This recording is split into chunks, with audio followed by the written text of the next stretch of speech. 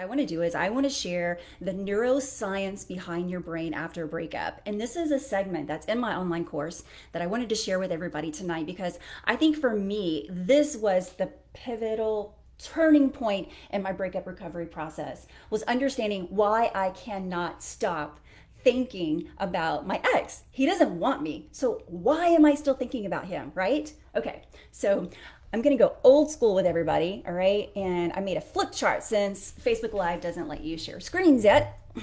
Whatever. It is what it is, right? So what we're going to talk about is the neuroscience behind letting your ex go. I know a lot of people wake up every day and they are obsessed with their ex, right? They just can't understand what's going on. They can't get the ex out of your mind. And so what my program offers is, one, I want to help you understand your hurt. And then I want to teach you how to heal. And then I want to show you how to thrive. And these are the tools that helped me recover and become a happy, healthy, mentally healthy person that I am today. I'm no longer thinking of suicide. And I want to say, if any of you are in that really dark period after your breakup and you're having suicidal thoughts, I beg you, please ask for help. It is not normal. It feels normal. I know I've been there, but it's not normal. And I think what pisses me off now, looking back, about letting a guy almost convince me to commit suicide, was I let a guy who didn't deserve me almost make me end my life. No, that will never happen again. So if you're contemplating suicide because of your breakup, I promise you the ex is not worth it. It is not. Do not give them the satisfaction. They are not worth it, okay?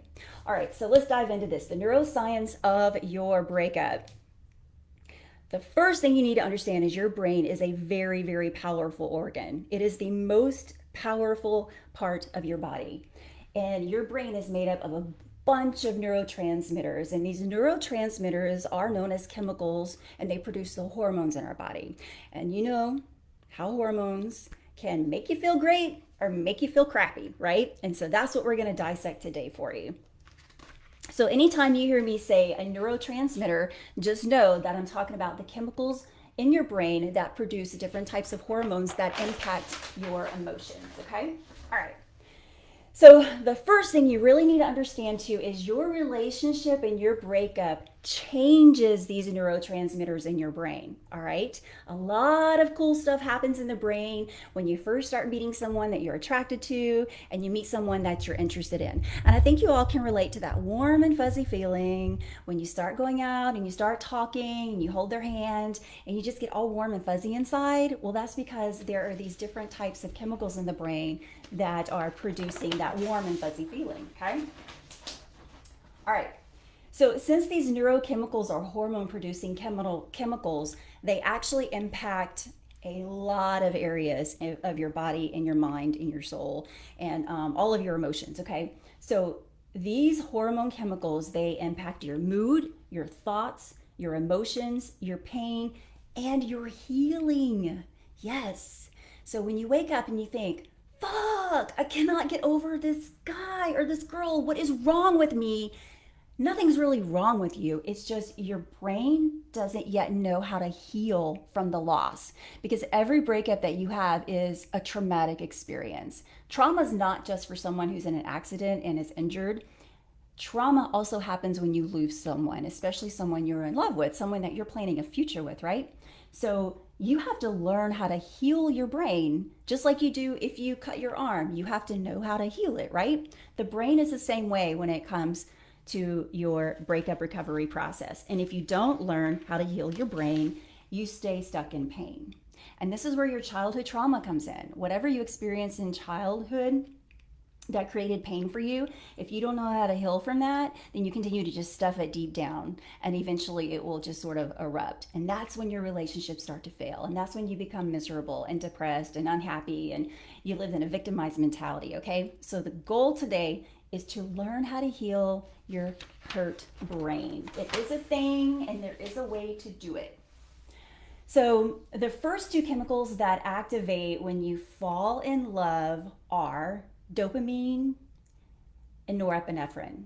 Now, these transmitters are the ones that creates attraction, all right? So let's first talk about what dopamine is. What is this chemical in your brain and how does it impact the neurotransmitters? Well, for your brain, dopamine is actually it's the love part. It is the addiction of love. We are all addicted to love, even really bad, shitty love, right? That's when the ex has been mean to us and we want him to stay in our lives.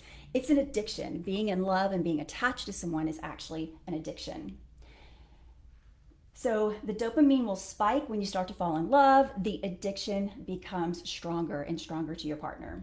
Your primary neurotransmitter associated with addiction, it controls the feelings of pleasure and reward in the brain. That's why you become excited when you're interacting with this new person, okay? This is why you crave connection with this new person. It's because the dopamine in your brain is increasing and spiking, and it impacts all of these parts right here, your pleasure and your reward mechanisms. And this is why your brain becomes neurochemically addicted to love and addicted to your ex. So yes, if you're having a hard time getting over your ex right now, it is because your brain is still chemically addicted to the ex. And this is why you can't get over them.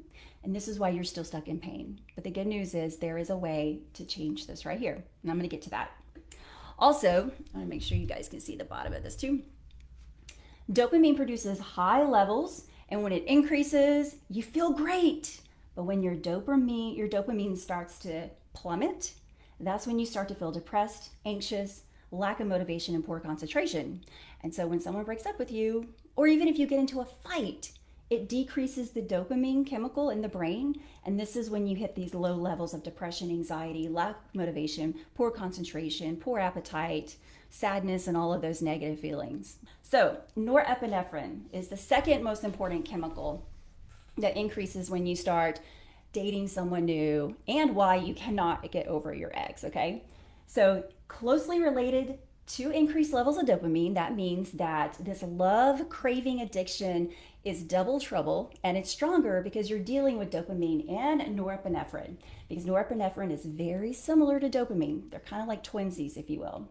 This controls, though, your fight, flight, freeze response. Now, if you don't understand what fight, flight, freeze is, I have a really simple explanation for you.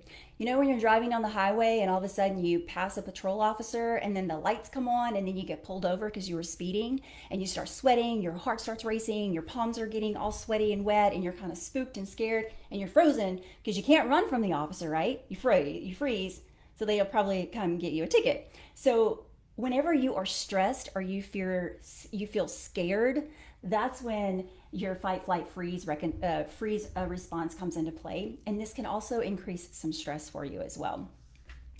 So the norepinephrine also controls your memory and it causes attraction. Again, this is why it's double trouble when you start falling in love with people, and it makes you think you found your soulmate. Yeah. So this is why in the beginning you have to be very careful because the chemicals in your brain are going to play tricks on you.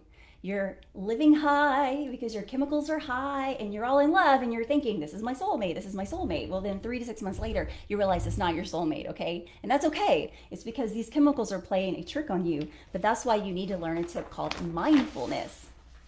All right, so serotonin, it decreases when you fall in love with someone, and low levels of serotonin are believed to be the brain's mechanism behind obsessive compulsive disorder, OCD. Who suffers from OCD? I think all of us do to some degree, but we have the tendency to do this more so when we're in a relationship, again, because we don't want to be left. We don't want to be abandoned. We have the niceness syndrome. We have low self-esteem. So as long as somebody's paying attention to us, it doesn't matter how they treat us because we don't have high self-esteem anyway, okay? So when you're going through this roller coaster of emotions with the person you're dating, or when you're going through that recovery process after your breakup, you're fluctuating your serotonin levels, and it is disastrous, okay? And it's hard to overcome those because it does create this OCD response. Then you have the lasting love chemicals. Of course, dopamine is there because it's the number one reason why we fall in love in the first place. And it produces that initial high of falling in love with someone, okay? And then when your relationship grows, those neurotransmitters in your brain, they actually begin to shift. Now you're going to go through another chemical pattern in your relationship, and these produce new neurotransmitters. And the two new neurotransmitters is oxytocin and vasopressin. All right. And here's what they do to you.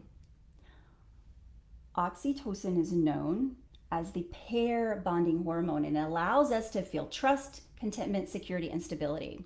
So when the honeymoon phase is sort of dying down, which is usually after 6 months, then that's when the oxytocin chemical really starts to increase. And this is the chemical in the brain that helps you bond, that helps you think forever, that helps you want to talk and think about marriage. It is the one that helps you choose your life partner. And this is a natural process for us, for humans in love and relationships. And then you have vasopressin. And of course, this is the monogamy hormone, right? So 6-month honeymoon phase is past. You want this guy or this girl. It's your soulmate. You're thinking long-term, family plans, dreams, and all of that. And all of a sudden, you don't want to sleep with anybody else. You just want to sleep with this one person. That's because since you've decided on this person, you've imprinted on this person, then you're going to create the hormone that really craves monogamy. That means you're serious and you don't want to sleep with other people. And infidelity is absolutely no. All right? But what happens with these two transmitting hormones right here is they cause you to feel that lasting love. Now, again, this happens probably after about 6 months. And so when you date someone for 8 months, 10 months, 12 months, and there's a breakup, it's really, really difficult to get over it because you're already in this forever stage, all right? You're already thinking of marriage. You're already thinking they're your soulmate. The bond is so strong after about 8 or 9 months because your transmitters are changing. When you get dumped after the 6-month mark, that's why it's extremely difficult to move on. And what pisses me off about my friends is and this has happened to me before in an 8-month relationship, and they're like, you were only with him for 8 months, just get over it, girl, that's nothing. I'm like, no, 8 months is still a long time of my life. I can't just get over it. And I couldn't understand why, because I'm thinking they're kind of right. It is just 8 months. Why am I so sad? What the fuck's my problem? Why can't I just let this guy go? Well, the reason I couldn't is because my brain is all messed up and it has completely changed to wanting that forever love. And I didn't know that. So now I know, all right? And I hope this helps you out a little bit. So if you've been with someone for a short period of time and you're going through the breakup, it's just like as if you've been dating them for 5 or 10 years, according to your brain. The sad thing about the neurotransmitters in your brain and relationships is the brain doesn't understand the time that you've been with someone. It doesn't understand you may have been with them for 3 days, 3 months, or 10 months. It just doesn't. And so that's why it becomes a little confusing, because sometimes we think, oh, I was just with them for 3 months. What's my problem? Well, your brain doesn't see it that way. All right. So cut yourself some slack, if you will. All right, this is probably what you need to remember out of everything in this lesson, is that there is what's called a love formula. And this is actually scientific research that proves there is a love formula. And this is what fucks us up in every relationship. So love is the big O. Yes, the big love hormone. All right. Pleasure is your dopamine. We went through that, why that's important. And then happiness is serotonin. So when you first fall in love and you're with this person and you're enjoying your time together and you're getting to know each other, these 3 neurotransmitters increase significantly from the single life. And what does it do? It creates an intoxicating neurological cocktail. Yeah, look, mind blown. And then your brain explodes when they break up with you, okay? So this whole insanity of going through a breakup recovery process, you can't help it. Our body just naturally responds to the pain emotionally, mentally, and physically. It's just how our brain operates.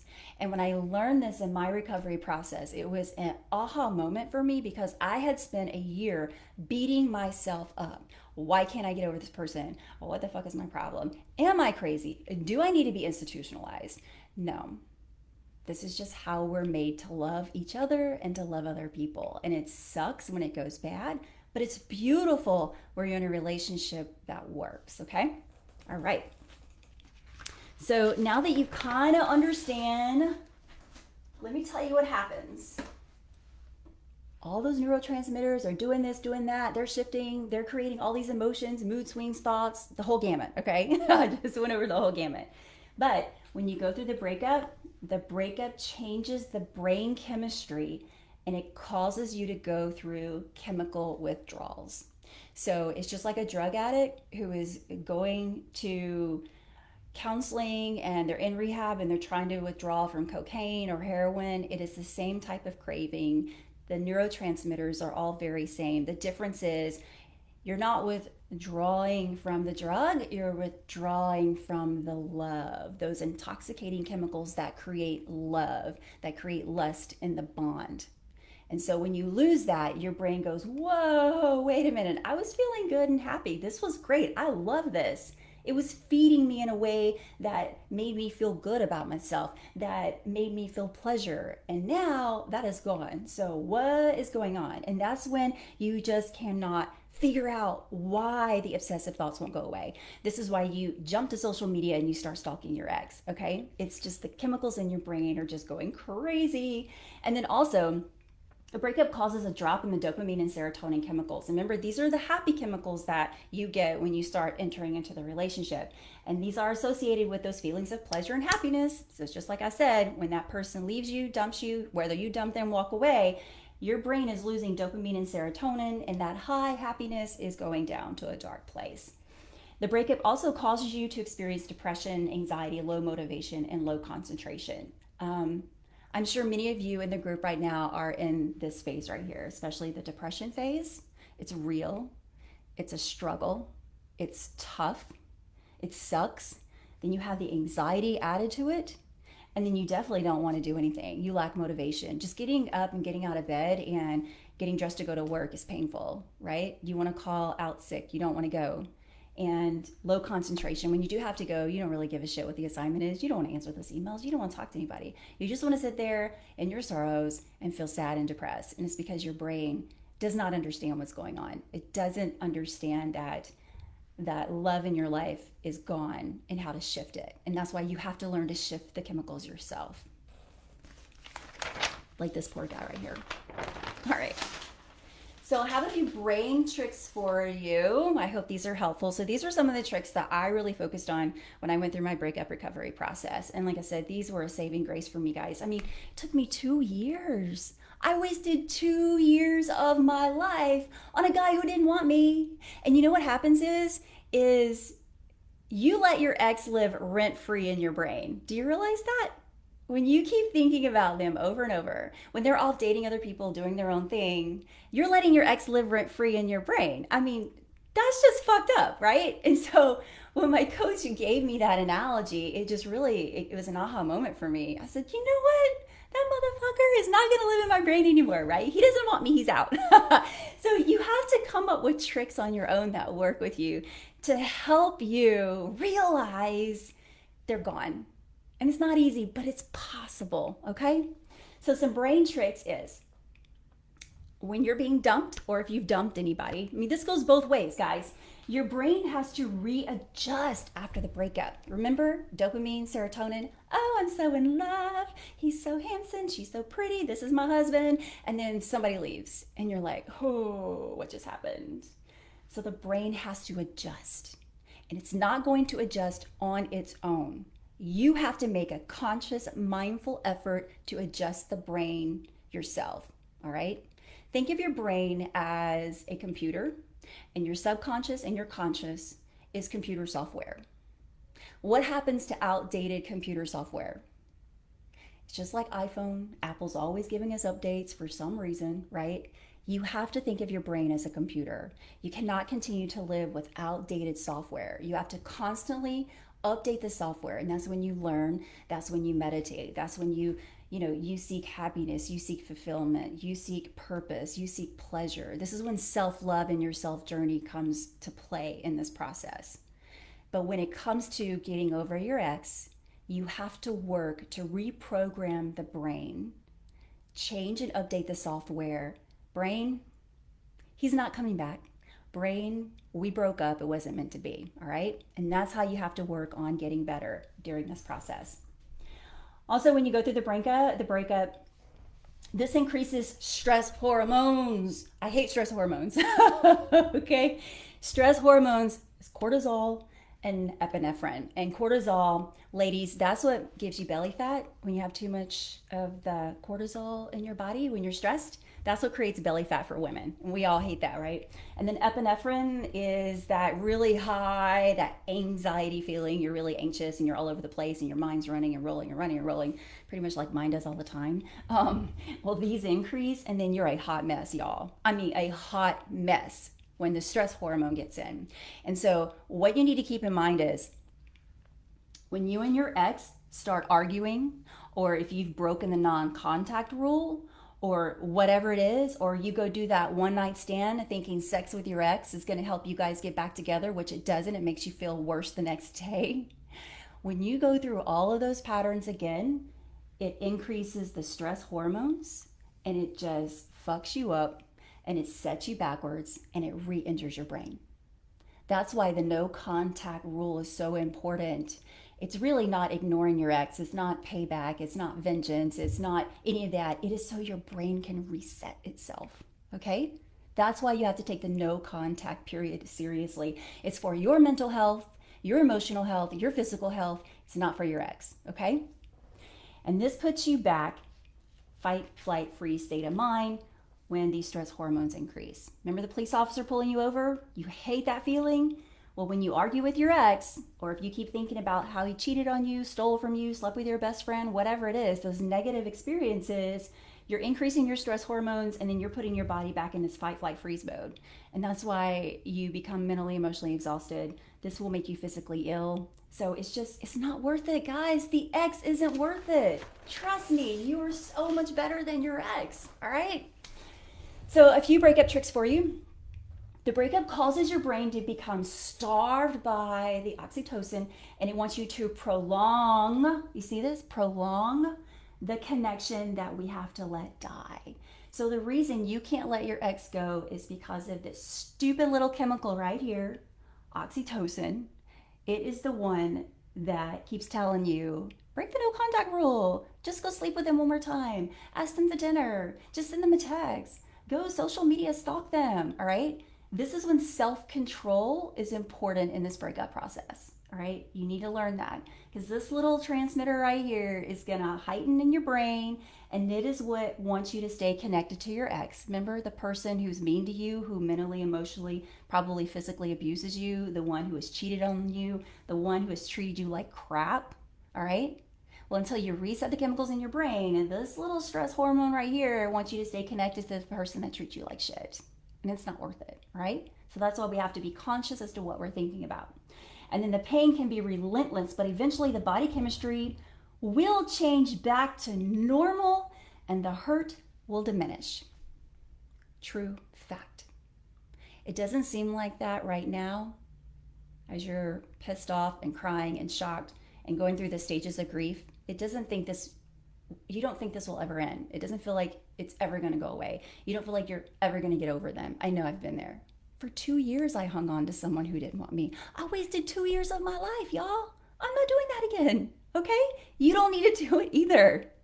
But the hope is, the light at the end of the tunnel is, you can change the chemistry in your brain.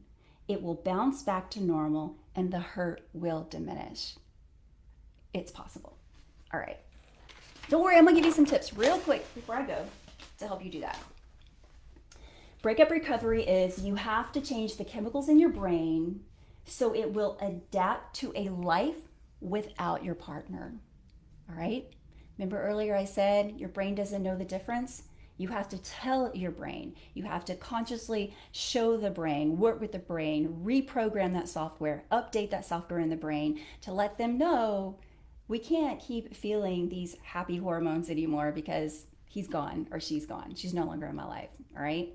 And then when you're trying to change that in an unhealthy way, then your stress hormones kick in, and that's when you really start to get depressed and anxious. So it's a process, but there's definitely a way to get over all of this and to heal it. Now, the brain is wired for recovery, so getting over the ex is possible. So right now, you're thinking, I'm never gonna feel better. This is never gonna end. I don't know how to make this stop. I don't know how to stop thinking about them. Well, the good news is you will eventually. There is life at the other end. Believe me, I know. I never dreamed that after obsessing on my ex for 2 years that I'll actually be in a place where I don't even think about him anymore. And the cool thing is, yesterday, a bunch of gifts I had stored that he had bought me that I did not want to get rid of. I dropped that shit off to Goodwill yesterday, y'all. Yes, photos and gifts and memorabilia from the relationship that I've been holding on. Even though I'm over it and I've recovered, I still was holding on to this crap for some reason. And then finally the other day I said, you know what? I don't need this anymore. I am clear and free of him. I dropped that shit off at Goodwill and it was like an elephant off my shoulders. You know, it just made me feel amazing getting to that point in my recovery to where I could just throw his shit away and it didn't even bother me. I mean, it's just worth that when you put in the work on yourself, okay? The first thing you don't want to do right now in this period of your breakup recovery is look at pictures of your ex. Don't even look at the gifts they gave you. Do not look at other sentimental reminders and avoid places that the two of you would hang out at. Now you can do like me and box the first 3 up and just put them away and store them, because looking at them again re-enters the brain, so you don't want to do that and it makes you feel like shit.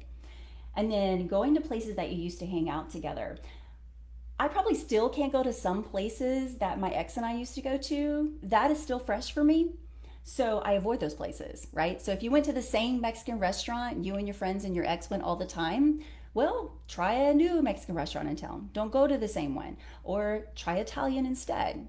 It's a conscious effort to make a shift and a change so you don't continue to feel the pain from the breakup and the pain that your ex gave you. Because what happens when you do go back to those places, all are likely to create dopamine related cravings and the feelings of withdrawal. So you're working so hard to eliminate that craving of your ex. And then when you get caught back up into all of this right here, photos, gifts, memorabilia, going to places you went to, it's like being dumped all over again. So you really have to do not do these things if you want to make a recovery. All right. So recovery, you have to interrupt cycles of obsessive thinking and rumination. And this is really important for your subconscious. So conscious awareness in your brain is, you know exactly what you're doing. I know I'm picking up this timer. I know I'm picking up this Sharpie, right? Your subconscious mind are things that you don't have to think about doing, such as walking, such as feeding yourself, such as driving. Those are the things that you don't have to tell your body and your brain to do. Those are things that just happen naturally.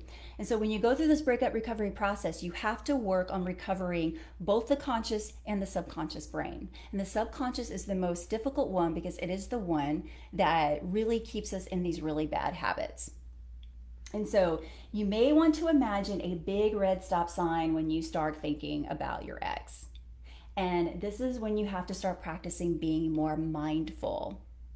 And being mindful is when the thought of your ex pops up, you have to catch yourself. And you have to think, oh, no, I'm not going to do this because it's going to take me down the rabbit hole. So I have to stop doing this. Do not think about them.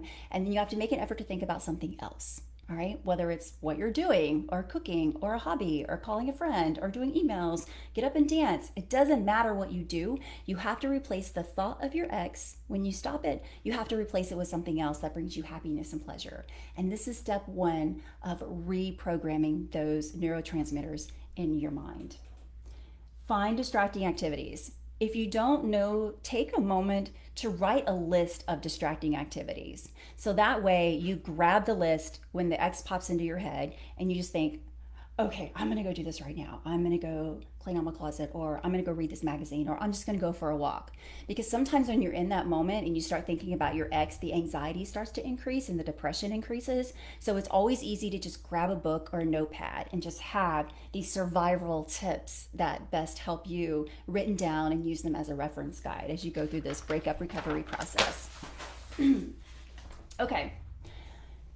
So some of the things you may want to do is start a new exercise routine. I started Pilates. I didn't even know what Pilates was. I just wanted something new because I needed to get my ex off my mind. So I joined a Pilates studio and I love it. And I met new women going through what I'm going through. I've got new friends and it's amazing to learn something. And so instead of sitting here ruminating about how mean my ex was, I'm thinking about, oh, I need to schedule Pilates. Oh, I need to leave for Pilates. Oh, I need to get ready for Pilates. Just something that small can really help reset these chemicals in your brain so that you can forget about the ex and you can forget about the terrible things they did to you along the way. All right. And then also exercise, as we know, it creates those feel-good feelings again in a healthy way, right? It releases a lot of those feel-good feelings that you get when you fall in love, but this is a more healthy way to do so right now, because the last thing you want to do is reconnect with your ex if it's not a healthy relationship, and you don't want to start dating again. You need a period to get over it and cool off before you jump back into a relationship. Don't rebound. I know some of you are rebounding right now, and I'm telling y'all, you're going to be back doing this again. So y'all need to stop rebounding, all right?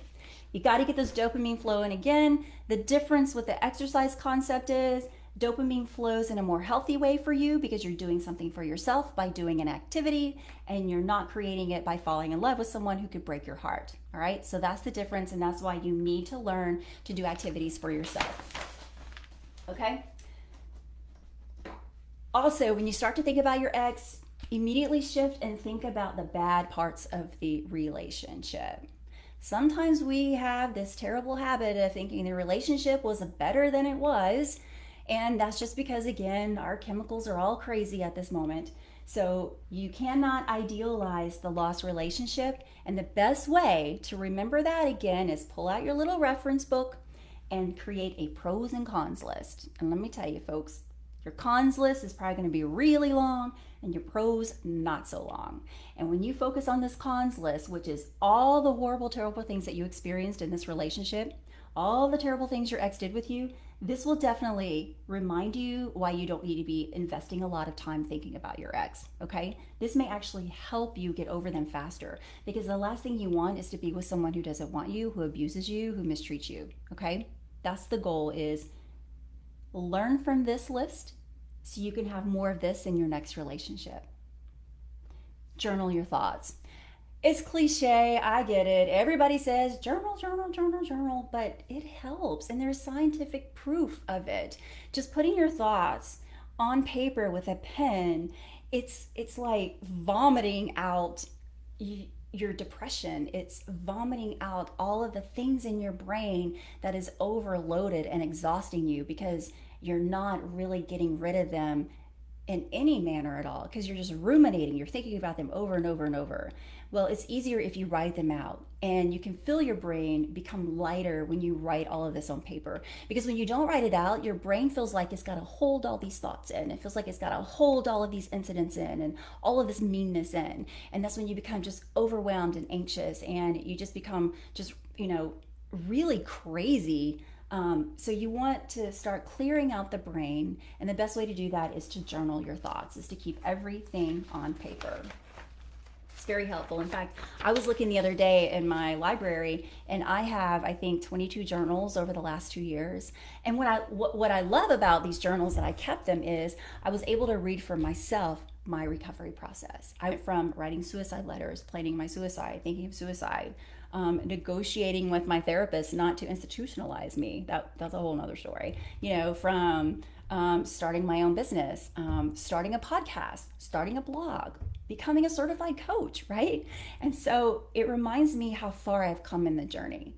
And the one thing I want you to think about too is, when you sit around and you keep thinking, why did this happen to me? Why did my ex leave me? Why did I do this? Why did the relationship fail? I want you to change those questions, and I want you to ask yourself this instead. What did I learn from the relationship? What did this relationship teach me? And if you focus on those questions, it's going to help you learn your patterns in a relationship, but it's also going to help you learn what you don't want in a relationship moving forward, and it's going to help you learn to establish healthy boundaries for healthy relationships, all right? So stop trying to find out the why, because your ex is never going to tell you why, and if they do, they're never going to be honest about why they left you, mistreated you, betrayed you, and all of that. Instead, just say, you know what, they left me, I don't know why. So what did I learn from this relationship? What did I learn from this ex? What will I do differently to prevent XYZ? So change the questioning in your mind when you're trying to figure out what happened, and that way you're going to learn more, and it starts a personal growth journey that can only help you. So I do want you guys to know that I have a great little free exercise for you on my website that you can check out. It's a quick exercise that shows you how to tame your emotions. I know sometimes we just become really angry and we want to take a bat to our ex's car or something. I know when the anger cycle kicks in, we want to do some really crazy things. So be sure to go to my website at letyourexgo.com, and you can put in your email, and I will send you a free PDF exercise that kind of helps you control and tame your emotions when you hit those anger phases throughout the breakup recovery program.